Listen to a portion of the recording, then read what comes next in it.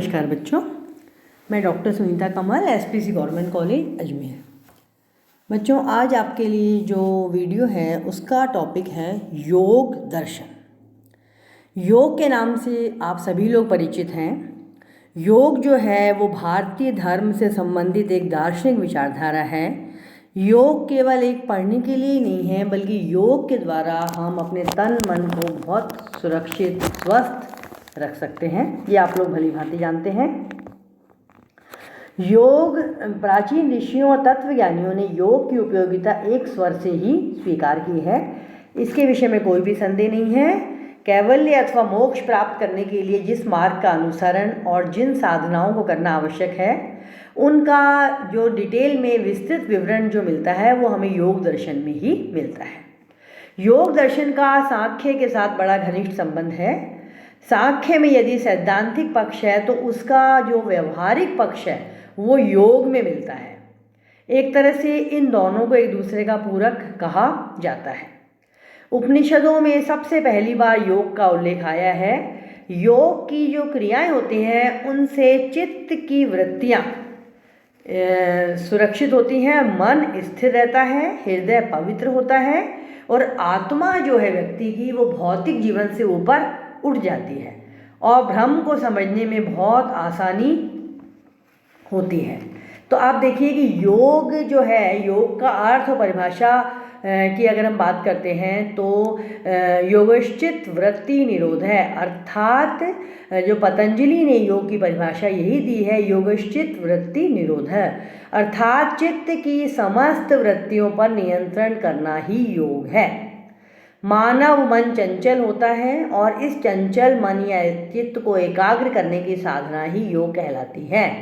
योग के संबंध में श्री कृष्ण भगवान ने भी गीता में यही कहा है कि योग न तो किसी प्रकार का कोई चमत्कार है और न शरीर को किसी प्रकार का कष्ट देना ही योग कहलाता है। जो व्यक्ति आहार विहार में संतुलन बरतता है, जो कर्म तत्व में अति का पालन नहीं करता, जो सोने और जागने में निश्चित नियम का पालन करता है, उसी व्यक्ति का योग साधन ठीक है। आत्मज्ञान प्राप्त करने वाला व्यक्ति समस्त दुखों से छुटकारा पा लेता है, यही मुक्ति है। सारांश में योग चंचल चित्त को एकाग्र करने की साधना है, अतः इसका निरंतर अभ्यास करना चाहिए। योग चित्त की चंचलता को जीतने का मार्ग दिखाता है और चित्त को नियंत्रित करके उसे परमात्मा की भक्ति की तरफ ले जाने में सहायक होता है। अष्टांग साधन योग के आठ साधन हैं। आप देखिए, योग दर्शन के सिद्धांतों के अनुसार सांसारिकता का उद्भव इच्छाओं के कारण ही होता है, अतः चित्त की वृत्तियों को रोकने और अच्छे बुरे विचारों इच्छाओं का नाश करने के लिए योग का अभ्यास बहुत अधिक आवश्यक है। अब ये जो है 8 योग कौन कौन से हैं? 8 अंगों वाला योग भी इसको कहा जाता है। ये 8 साधन है: यम, नियम, आसन, प्राणायाम, प्रत्याहार, धारणा, ध्यान और समाधि। इन आठों योग के अंग कहलाते हैं। मैं आपको ब्रीफ में इनका थोड़ा थोड़ा वर्णन बताऊंगी। देखिए विद्यार्थियों, योग का पहला जो आसन है वो अष्टांग योग जो पहला है वो है यम। शारीरिक, मानसिक और वाणी संबंधी संयम को यम कहते हैं। यम का अर्थ संसार के प्राणी मात्र के साथ सौहार्द स्थापित करना ही यम है। दूसरा यम भी क्या है, यम भी 5 हैं। वो 5 कौन कौन से हैं? अहिंसा, सत्य, अस्तेय, अपरिग्रह, ब्रह्मचर्य। इन 5 का पालन करना ही हर योगी के लिए आवश्यक है। तो पहला हो गया यम। दूसरा नियम। योग का दूसरा अंग नियम या सदाचार। नियम भी 5 हैं: पवित्रता, संतोष, तप, स्वाध्याय और ईश्वर प्राणिधान। ये क्या है? ये 5 नियम हैं। अब इसके अलावा आसन पद्मासन, मयूरासन, भद्रासन, वीरासन आदि कई आसन हैं। तो इसमें क्या बताया गया है कि योग दर्शन शरीर और मन को पुष्ट और निरोग रखने के लिए कुछ आसन बताते हैं। वो क्या है? वो बैठने के ढंग, बैठने के तरीके और इनके द्वारा योग दर्शन में जो इन आसनों के नियमित अभ्यास करने से शारीरिक विकार और इंद्रिय दमन में सहायता मिलती है। और प्राणायाम के द्वारा श्वास गति को नियंत्रित किया जाता है।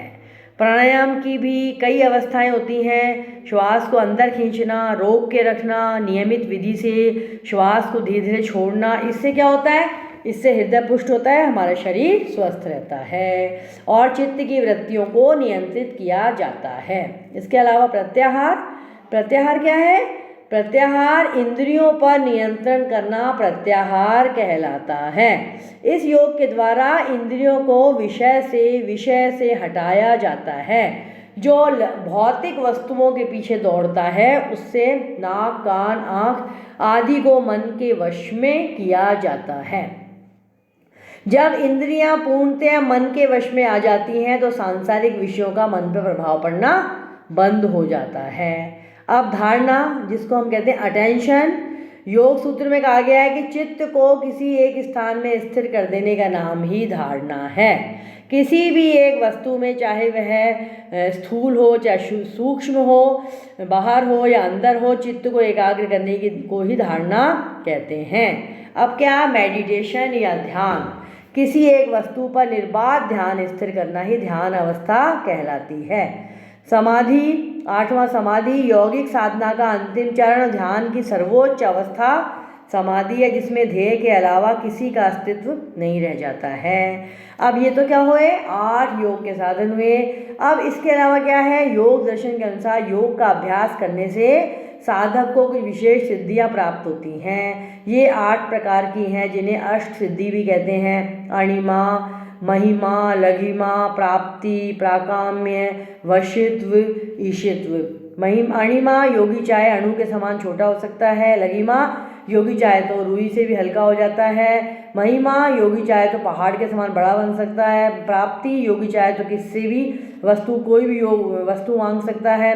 प्राकाम्य, योगी की इच्छा शक्ति बाधा रहित हो जाती है। वशित्व, योगी सब जीवों को वशीभूत कर सकता है। ईशित्व, योग सब वस्तुओं पर नियंत्रण कर सकता है और योगी की सभी कामनाएं पूरी हो जाती हैं। तो ये क्या हुआ? ये आपके योग के 8 सिद्धियां हुई और 8 उसके नियम हुए।